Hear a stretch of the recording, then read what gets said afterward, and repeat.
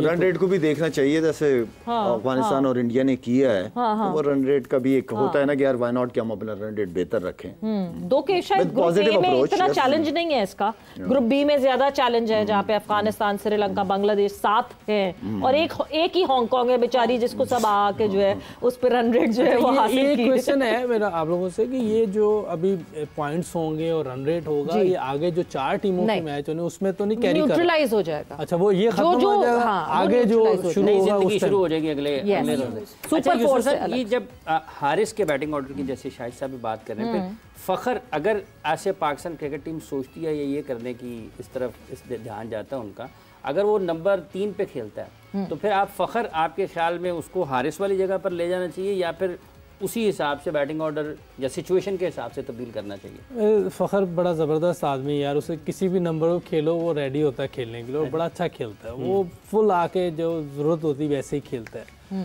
अब लेकिन अगर आप बाकी 2 लड़कों को देखो ना, अगर क्या नाम है फरहान, वो भी इतना अच्छा परफॉर्म नहीं कर सके, तो नंबर चेंज करना मेरा ख्याल सही नहीं होगा। अच्छा, और वैसे पहले मैंने कहा कि अगर ये लड़के और चांस मिलता है, इन दोनों में से कोई अच्छा परफॉर्म नहीं करता फरहान या साइम में से, तो फिर एक मौका ऊपर दें इसको, मतलब उसी को ओपन ले आए, फिर उसको ओपन ले आए, क्या नाम है हारिस को। और हारिस अल्लाह ना करे कि ऐसा हो, अगर नहीं परफॉर्म करता तो फिर आप किसी और कीपर को देख सकते हैं जो मिडल में खेल सकते। लेकिन मुझे और भी लगता है कि ये जो हैजमैन है इसके साथ जो टीम है वो इसकी कोशिश कर रहे होंगे कि ये निचले नंबर पे अच्छी बैटिंग करना शुरू है। अगर ये निचले नंबर पर अच्छी बैटिंग करना शुरू हो जाए, पाकिस्तान को बहुत बड़ा एज मिल जाएगा। नेक्स्ट में सुना है कि इस तरह के बहुत सारा काम किया गया है, मुसलसल जो है मोहम्मद हारिस पे बहुत ज्यादा फोकस था इन द नेट, बड़ा की प्लेयर हो जाएगा। मैं बता दूं, अगर इसको निचले नंबर पे बैटिंग करनी आ गई 6-7 पे, और हमें अशद जरूरत है एक ऐसे प्लेयर की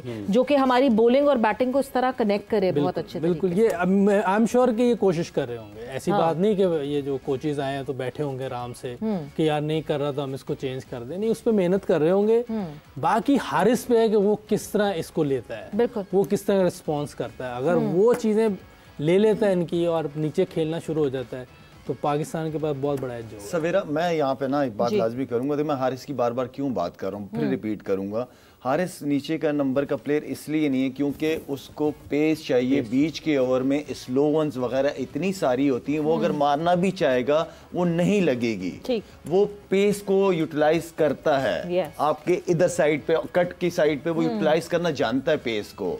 जहां स्लो वन शुरू हो जाएगी ना, वो लड़का फंसते हुए नजर आएगा। ये मेरी बात याद कर लिए, उसके शॉट रेंज वो कम हो जाएगी, वो शॉट नहीं मार पाएगा। किस ओपनर पे कॉम्प्रोमाइज करें? किस पे? किस ओपनर? मैंने आपके लिए इतना इजी कर दिया। अगर शुरू के 2 ओवर में विकेट गिरती, हारिस को बैट करा के बैठाओ यार, आप उसको यूज करें ऊपर शुरू के 6 ओवर में। नीचे का प्लेयर नहीं है। और अगर नहीं गिरती, लेट्स से अच्छा खासा एक ओपनर्स का अच्छा स्टैंड आता है, फिर उसी बैटिंग ऑर्डर में चलते जाए जो भी बैटिंग ऑर्डर है, तब हम कंटिजेंसी प्लान पे ना जाए। हमने कब से ट्राई कर रहे हैं, रन किए उस लड़के ने नीचे, क्या कितनी इनिंगें हो गई हैं यार, 13, 14, 15 पता नहीं कितनी इनिंग हो गई, वो रन नहीं कर पा रहा। वो लड़का पेस यूज करने वाला बैट्समैन है। ठीक, और शायद भाई ये भी तो बात होती है ना, ऐसे प्लेयर्स के लिए जब फील्ड खुल जाती है तो उनके माइंड में एक डाउट भी आ जाता है। बिल्कुल ठीक, तो वो शॉट भी पूरी नहीं लगती। तो ऐसे प्लेयर्स को शायद भाई सही कह रहे हैं कि बंद सर्कल में ही भेजें, ताकि वो फास्ट बॉलर्स को भी अच्छे से जो है यूटिलाइज करें और उस सर्कल का भी पावर प्ले का अच्छे से। वो इतना तगड़ा नहीं है कि छक्का मार सके स्पिनर पे, वो इतना तगड़ा नहीं है। वो सर्कल में उससे आप रन करवा सकते हो। नीचे नंबर पे, उस नंबर पे फिर मैं समझता हूँ कि खुशदिल आ जाए और कीपिंग आप उससे करा लो, फरहान से। वो ये चॉइस है, उसको और कंफ्यूज ना ये कैसा है खुशदिल वाला ऑप्शन भी? फिर मैंने तो पहले ये बोल दिया कि ये करना चाहिए, लेकिन पहले उसको पूरा मौका दे दें। अगर मौका नहीं दे रहे तो फिर वही बात हो आएगी। अच्छा, फिर मौके से ज़हन में आता है कि अब मौके की बात की है, इसका एक मतलब ये लिया जा सकता है कि अब एशिया कप के मैचेस हैं, ये उसको मिलने चाहिए। नहीं, वही खेलेगा मेरा ख्याल है। तो अभी तो वही खेलेगा। देखिए, ऐसा नहीं है कि अपना कोई इंसान चेंज नहीं हो सकता और विकटें डिफरेंट आ जाएँ, उस पर भी बहुत सी चीज़ें चेंज हो जाती हैं। फ्लैट विकटें आ जाती हैं, उस पर आपको मौका मिल जाता है। थोड़ा सा रूम बना के खेलेगा, उसमें फ़ायदा हो सकता है। बहरहाल मेरी राय ये है कि उसको अगर ऊपर से कोई नहीं करता फिर उसको ऊपर कर दें और चांस दें पूरा अगर नहीं है तो फिर खुश दिल वाला आप चांस देख सकते हैं और फरहान को आप कीपिंग करवा। और जो आप बात कह रहे हैं कि लोग चेंज होते हैं, प्लेयर्स चेंज होते हैं, अपने आप को अपनी स्ट्रेंथ इसी तरह दिखाते हैं, बिकॉज आई बिलीव कि देखिए मोहम्मद नवाज आए टीम में, सबने बड़ा क्रिटिसाइज किया माइक हेसन पे, आप तो इस्लामाबाद यूनाइटेड बना रहे हैं, फलाना कर रहे हैं, ये कर रहे हैं। फ़हीम अशरफ आए, लोगों ने राइट ऑफ कर दिया था फ़हीम अशरफ को, but over the period of time इन्होंने फिर से एक दफ़ा प्रूव करके दिखाया और जो लोग क्रिटिसाइज कर रहे थे उनको चुप करवाया। मे बी हारिस कर गुजरे, शायद एबिलिटी अभी नहीं है, जिस तरह लाला ने कहा कि वो एबिलिटी नहीं है, but over the period of time बेहतर हो जाए। नहीं होगा तो देखिए टीम किसी की है नहीं, पाकिस्तान की टीम है, वो चेंज कर सकते हैं। वो खास जुमला आप लोग कहते हैं ना कि रुलाती ज्यादा है, ये तो है ही, इसमें तो कोई शक ही नहीं है। आप दूसरा कीपर ला सकते हैं, नहीं तो फरहान को करा सकते हैं, जैसे भी उनका प्लान होगा वैसे कर लें, लेकिन एक किसी लड़के को पूरा मौका दे दें, पूरा मौका। हाँ, कल को वो ये ना कहे मुझे मौका ही नहीं मिला। अच्छा, एक टेम्परामेंट का असल इम्तहान होगा शायद साहब आपके ख्याल में, क्योंकि नवाज़ और फ़हीम अगर इन दोनों खिलाड़ियों की बात की जाती है, ये काफ़ी वक्त से पाकिस्तान के लिए क्रिकेट खेल रहे हैं, तो इनको असल इम्तहान इनका इंडिया के खिलाफ मैच में होगा कि ये उस पोटेंशियल पर परफॉर्म करते हैं या नहीं करते। इस पे निगाह होगी इनकी कि जैसा सिर्फ इंडिया नहीं, पूरा एशिया कप, इसलिए कि इरम को एशिया कप चाहिए हर हाल में। बिल्कुल चाहिए। अभी तो समा का कप रख लें सारी टीम्स के साथ, बिकॉज इंडिया से जीतना तो would be going to super fours, और फिर उसके बाद एक अगला स्टेप वो होगा। हमारा इंडिया के बाद किससे मैच है?